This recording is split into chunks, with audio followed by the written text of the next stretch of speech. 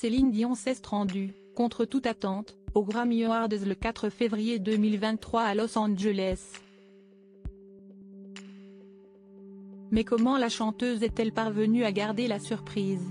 Le public réuni dans la crypto. Comme Arena de Los Angeles a eu le droit à de nombreuses surprises, le dimanche 4 février 2024. Mais l'une d'elles a tout bonnement coupé le souffle, à l'audience. Mais aussi à Taylor Swift herself. La chanteuse a remporté le Grammy Award du meilleur album de l'année pour son récent opus intitulé Midnights.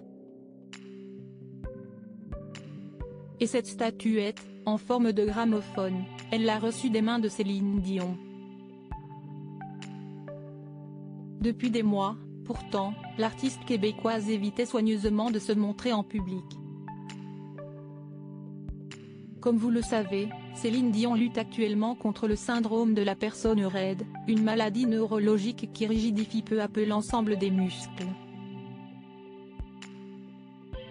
Voilà pourquoi elle a dû reporter toutes les dates de sa tournée musicale, et pourquoi elle ne s'était plus montrée depuis des mois, mis à part un passage éclair dans les coulisses d'un match de hockey en novembre.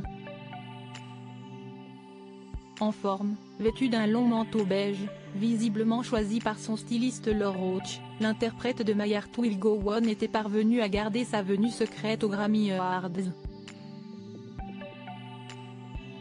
Céline Dion aux Grammy Awards, une venue secrète. Quand je dis que je suis contente d'être ici, je le dis vraiment avec mon cœur, a-t-elle expliqué sur la scène de la crypto. Comme Arena. Merci à tous, je vous aime. Mais comment Céline Dion est-elle parvenue à conserver, dans l'ombre, un tel événement?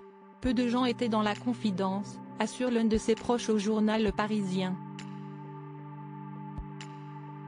Les producteurs des Grammy Awards l'ont sollicité il y a une dizaine de jours via son management.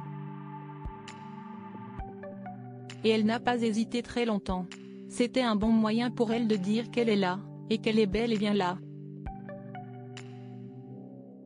Mais personne ne l'avait imaginé et, jusqu'au dernier moment, personne n'était au courant. Céline Dion a cloué bien des becs en se rendant à la 66e édition des Grammy Awards accompagnée de son fils aîné, René-Charles Angélil. Depuis des mois, beaucoup assuraient que l'artiste s'éloigne peu à peu de son garçon, qui préfère brûler la vie par les deux bouts plutôt que de s'occuper de sa mère. Ce qui est visiblement faux. Pour en apprendre davantage sur sa lutte contre la maladie, Céline Dion a accepté d'être au cœur d'un documentaire intitulé I Am, Céline Dion, qui sera mis en ligne, sur Prime Video, d'ici quelques mois.